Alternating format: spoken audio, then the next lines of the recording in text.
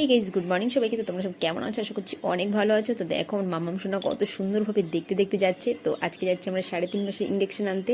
তো চলো হেলথ সেন্টারে গিয়ে আবার কথা হচ্ছে, তোমাদের সঙ্গে দেখতে থাকো। তো গাইস দেখো ভেতরে চলে এসেছি। তো এসে দেখছি কতটা লাইন পড়েছে। তো ওর ওজন করানো ছিল, তো ওজন করানো হয়ে গেছে।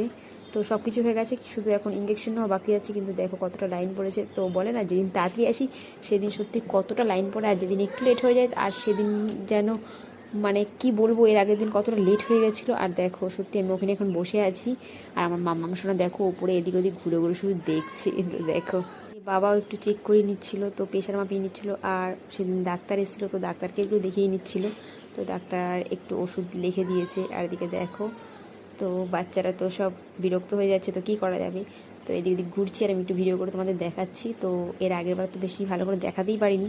তো দেখো আমাদের ইঞ্জেকশন নেওয়া হয়ে গেছে, আর আমার মাম্মাম সোনার দেখো ঘুম চলে এসছে। তো আমরা এখন যাচ্ছি বাড়িতে। তো গাইজ দেখো বাড়িতে চলে